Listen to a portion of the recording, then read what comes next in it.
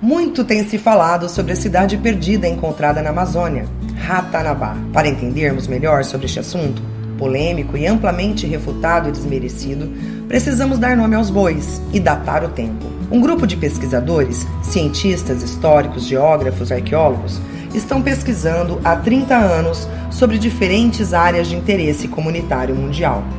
As pesquisas vão desde qualidade de vida até os primórdios da nossa civilização. Conhecida como Dáquila Pesquisas, esta sociedade de pesquisadores, partindo de estudos aprofundados a respeito do caminho de Piabiru, que em tupi significa caminho do gramado amassado, descobriram evidências de um povo denominado Murius, que possuíam uma tecnologia extremamente avançada e que construíram caminhos sobre as malhas magnéticas existentes em todo o planeta, os quais interligavam cidades satélites de seus reinos, entre eles Ratanabá, na Amazônia. Muitos geóglifos, linguagem antiga como forma singular de comunicação, foram encontrados e aproximam-se, de certa forma, às famosas linhas de Nazca no Peru, mas em proporções dimensionais menores que as peruanas. Já em meados de 1700, haviam sido descobertos corredores nos Andes que se ligavam ao solo amazônico e foram encontrados com base em referências de árvores, rios, reconhecidos pelos indígenas, que faziam conexão entre os índios do Atlântico com os do Pacífico. Foi então, estudando o caminho de Piabiru, que estima-se ter em torno de 4.000 quilômetros de extensão, que as evidências sobre essa civilização denominada Murius e outras posteriores a eles foram ganhando mais atenção dos pesquisadores da Sociedade Dáquila. Através do caminho, chegaram em Costa Marques, em Rondônia, no Forte Real Príncipe da Beira, em formato abaluartado, de estrela. Com o apoio do exército, a equipe descobriu sobre o forte túneis por baixo da fortaleza que levaram a galerias e salões onde encontraram artefatos com prováveis implicações que levem a Ratanabá. Foram achados peças trabalhadas em metais e peças em cerâmica, num total de mais de 42.000 itens. Assim como o Forte Real Príncipe, há outras construções nesse estilo em diversas partes do mundo, como Portugal, Espanha, França, entre outros. O Instituto Dáquila pretende fazer uma expedição, saindo deste forte, para constatar um possível vínculo com as demais construções parecidas que ainda não possuem confirmação de ter ligação com os Murius.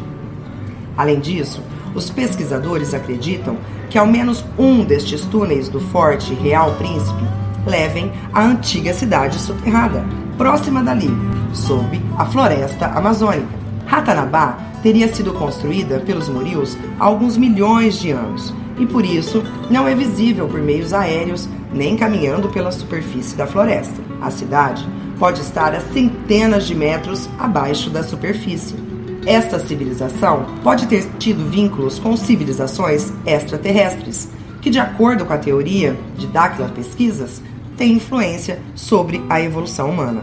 A mesma teoria leva a pensar sobre as pirâmides do Egito, por exemplo. O vínculo com civilizações extraterrestres explicaria como blocos de pedra foram cortados e erguidos com tamanha simetria, um sobre o outro, sem que houvessem instrumentos e máquinas que possibilitassem, à época, concluir tais obras. Curiosidade: no Egito de 3.000 anos a.C., não havia o ferro e o aço que existem na atualidade para a produção de máquinas que cortassem ou perfurassem as pedras de granito com tamanha perfeição.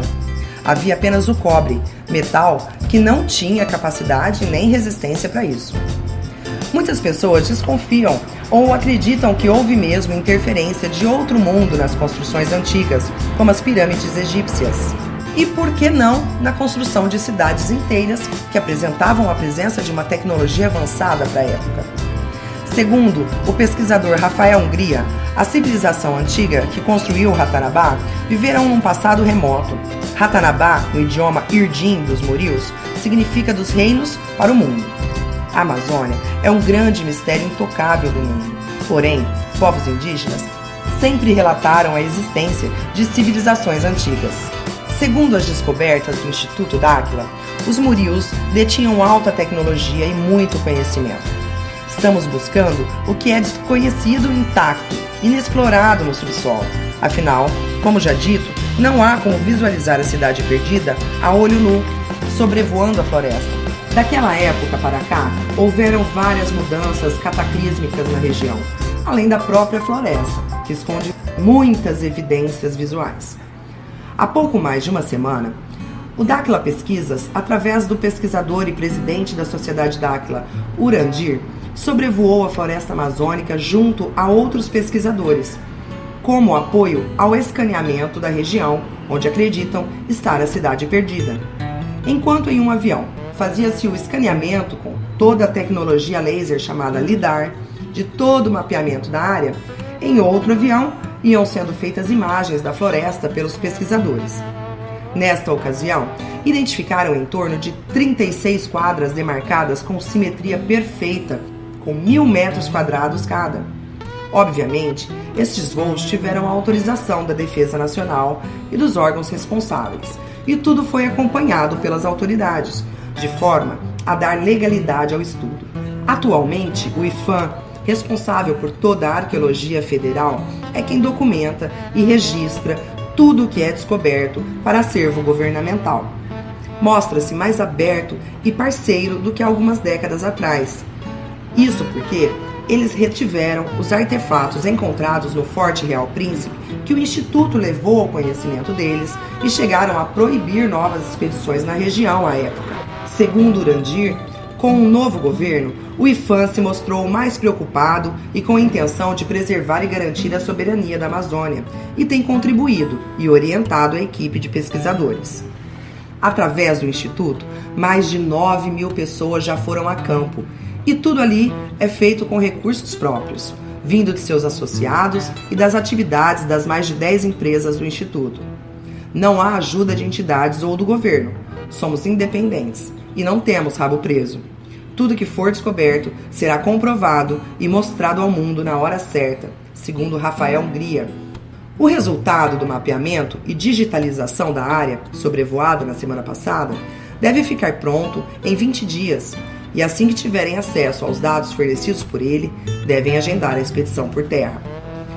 Outros lugares já foram escaneados no mundo, como Yucatán, no México, e recentemente na Amazônia boliviana.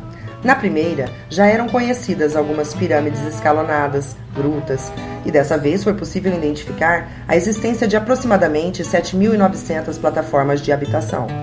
Já na Amazônia boliviana, o uso da tecnologia laser possibilitou mapear grandes assentamentos que datam da Idade Média e apresentam pirâmides tão altas quanto prédios de 8 andares.